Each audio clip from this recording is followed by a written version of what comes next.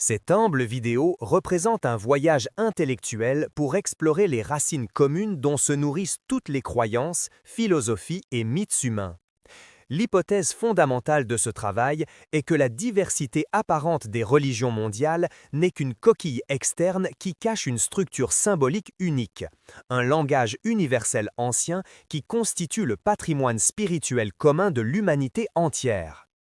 Cette vidéo vise à prouver que chaque texte sacré, des plus anciens Védas indiens aux textes religieux les plus récents, contient les mêmes principes ésotériques, confirmant l'existence d'une source unique de sagesse, la philosophie mère, qui est restée préservée à travers les âges dans des cercles restreints de sages et d'initiés. En déconstruisant les symboles et les mythes universels, l'article révèle un système intégré qui décrit l'origine de l'univers, l'évolution de la conscience et le voyage spirituel de l'homme. L'exploration commence par le symbole primordial de l'humanité elle-même, représenté par la figure d'Adam Adami. Contrairement à l'interprétation littérale qui considère Adam comme un personnage historique, cet enseignement ancien offre une vision symbolique qui le considère comme un archétype de l'humanité, ou ce qui est connu dans la Kabbale sous le nom d'Adam Kadmoun ou l'homme céleste. Ce n'est pas un être humain individuel, mais la conscience cosmique manifestée sous une forme humaine idéale. C'est le plan original d'où l'humanité a émergé dans ses diverses manifestations. Adam Adami représente l'idée de l'humanité dans son ensemble, comme un être cosmique contenant en lui toutes les potentialités spirituelles et matérielles, et il est ainsi le pont qui relie le divin et le terrestre. Comprendre cette nature symbolique d'Adam nous libère des contraintes d'une interprétation historique étroite et ouvre la porte à une compréhension plus profonde de l'histoire de la création comme un processus d'évolution de la conscience à travers différentes étapes de l'existence. Cependant, cet homme primordial, dans son état spirituel pur, manquait de l'intellect conscient et de la capacité de discernement et de choix. C'est ici qu'intervient le deuxième mythe universel expliqué en profondeur, le mythe des anges déchus.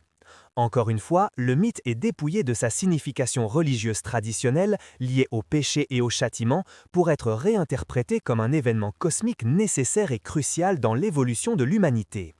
La chute des anges n'est pas une rébellion contre Dieu, mais un grand acte de sacrifice, où des êtres spirituels avancés sont descendus des mondes supérieurs au niveau matériel pour donner à l'homme primitif le feu de l'intellect ou l'étincelle de la conscience de soi. Cette chute est essentiellement la descente de l'esprit dans la matière, l'événement qui a transformé l'homme d'un être instinctif inconscient en un être pensant capable de distinguer le bien du mal et donc responsable de son destin. Sans cette intervention, l'homme serait resté une belle forme vide de contenu. Cette descente n'était pas un péché, mais une condition essentielle pour commencer le voyage évolutif de l'homme vers la réalisation de ses potentialités divines latentes par l'expérience et le libre arbitre. Pour prouver que cette idée n'est pas l'apanage d'une seule tradition religieuse, la vidéo propose une comparaison entre le mythe des anges déchus et le mythe du géant grec Prométhée. Prométhée, qui a volé le feu aux dieux et l'a donné aux hommes, est la version hellénique de la même vérité ésotérique. Le feu, ici, n'est pas un feu matériel, mais le symbole de l'intellect, de la connaissance et de la conscience de soi, le don qui a transformé l'homme d'une créature faible en un maître potentiel de son destin. Et tout comme les anges déchus ont été punis dans les mythes religieux, Prométhée a été puni sévèrement, ce qui confirme que cet acte était un grand sacrifice. L'existence de la même histoire fondamentale dans des cultures géographiquement et historiquement éloignées est une preuve irréfutable qu'elle découle d'une source commune, d'une mémoire collective de l'humanité qui conserve la vérité de son origine spirituelle. Ensuite, la vidéo passe des mythes narratifs à l'explication de symboles plus abstraits, tels que les noms divins. L'article indique que des noms mystérieux comme Yah et Yahweh ne doivent pas être compris dans leur contexte étroit comme des noms de divinités tribales, mais comme des formules symboliques et des forces cosmiques.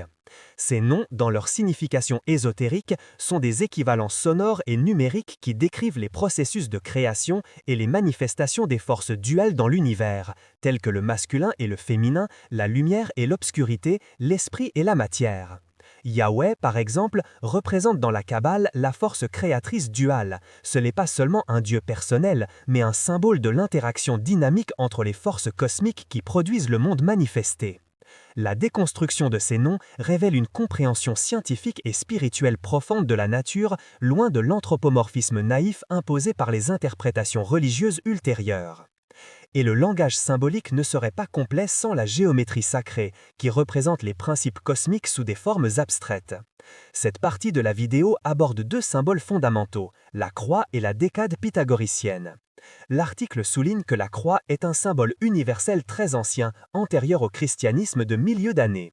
Dans sa signification originale, la croix représente l'intersection de la ligne verticale, qui symbolise l'esprit descendant d'en haut, avec la ligne horizontale, qui symbolise la matière et le monde matériel. C'est le symbole de la vie manifestée dans le monde, le point de rencontre du ciel et de la terre, et il est présent dans presque toutes les cultures anciennes comme un symbole de création et de régénération. Quant à la décade pythagoricienne ou tétractis, ce n'est pas seulement le nombre 10, mais une pyramide de points qui représente une carte complète de l'existence. Le point supérieur représente l'unité absolue, les deux lignes suivantes représentent la dualité et la triplicité, et la ligne inférieure représente le monde matériel quaternaire. La somme de ces points 1 plus 2 plus 3 plus 4 est égale à 10, le nombre de la perfection qui contient en lui toutes les étapes de la création, de l'unité divine à la multiplicité matérielle. Outre la géométrie, les nombres occupent une place centrale dans la symbolique ancienne, et le texte met particulièrement en évidence les mystères du nombre 7. Il explique que le nombre 7 n'est pas seulement un nombre, mais une loi cosmique fondamentale qui régit la structure de l'univers et de l'homme. Cette loi se manifeste partout, dans les 7 planètes sacrées de l'astrologie ancienne, dans les 7 principes dont est composé l'être humain, corps, énergie vitale, corps astral, désir, intellect, intuition spirituelle et esprit absolu, dans les 7 races racines que l'humanité traverse au cours de son évolution, dans les 7 jours de la création, dans les 7 notes de la gamme musicale et les 7 couleurs du spectre. Cette répétition systématique du nombre 7 à tous les niveaux de l'existence, du plus petit atome à la plus grande galaxie, est la preuve de l'existence d'un dessein intelligent et d'un système précis régissant l'univers, et que la compréhension de cette loi septenaire est la clé pour comprendre les mystères de la nature et de l'homme. En fin de compte, cette vidéo tisse tous ces fils ensemble pour présenter un tissu intégré qui prouve que les symboles et les mythes ne sont pas des symboles fantastiques ou des croyances primitives, mais des parties d'un langage scientifique et spirituel précis. Qu'ils soient sous forme de personnages mythiques comme Adam et Prométhée, de noms divins mystérieux, de formes géométriques comme la croix ou de nombres cosmiques comme le chiffre 7, ils renvoient tous au même ensemble de vérités fondamentales sur l'origine de l'existence, la structure de l'univers et les étapes de l'évolution de la conscience.